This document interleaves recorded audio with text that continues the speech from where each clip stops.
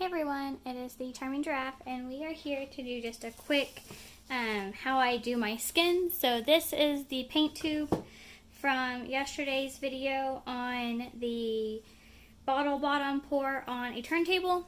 So this is the paint that we sucked out of the middle of the painting from the Flow base coat paint to get our flower kind of petals all touchy.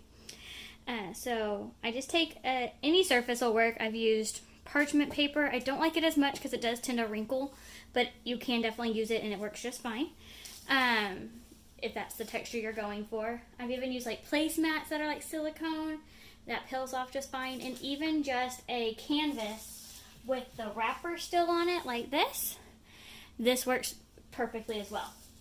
I have a bunch of these little like storage containers and they peel off perfectly and they're shiny on the one side, and I can easily store them anywhere. I'm trying to really figure out where I'm going to put like a large parchment paper or a large painting, a wrapped painting, or even the placemat. So they're tiny, that you can fit them anywhere.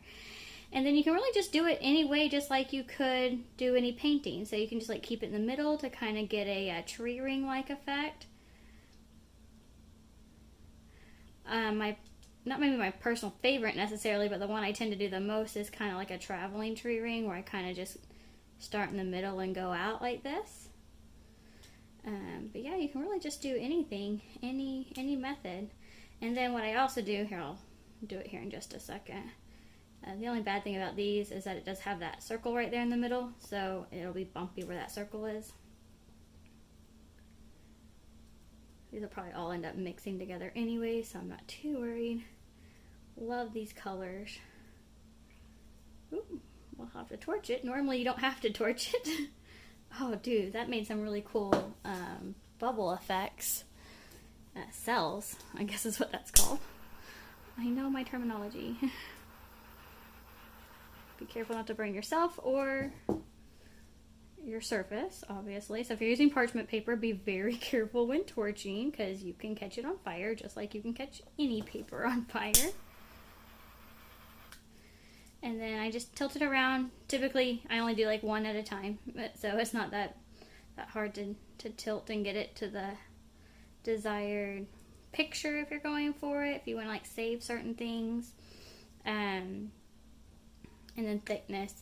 I personally am not the best with the thickness that I like. I do have a thickness I prefer, which is a little bit thicker than, I don't know how to describe it, I'm sorry. The thicker it is, the easier it is for me personally to cut out using my 1-inch hole punch, as well as just handle. Sometimes they get really flimsy and you can still use them. There's nothing wrong with them. It's just more difficult for me personally to handle. So, and then you just let this sit here. It dries a little bit faster than a painting, I would say, but I do let it sit a little bit longer. Not necessarily longer than a painting. I don't let them set for 30 days by any means. I probably do before I use them, but not before I peel them off. Just like a day or two, peel them off, set them on parchment paper, and then you can set another piece of parchment paper on top of that and just stack them up for easy storage until you're ready to use them. But this is a beautiful... I'll bring it in for a close-up. It's still moving because it's obviously not dry and I'm tilting it to show it to you. But yeah, it looks really cool. I will show you this on the how do they dry video just so you can see how this ends up drying. I hope you enjoyed this video. Thank you for watching. Don't forget to subscribe, like, and share, and do what makes you happy.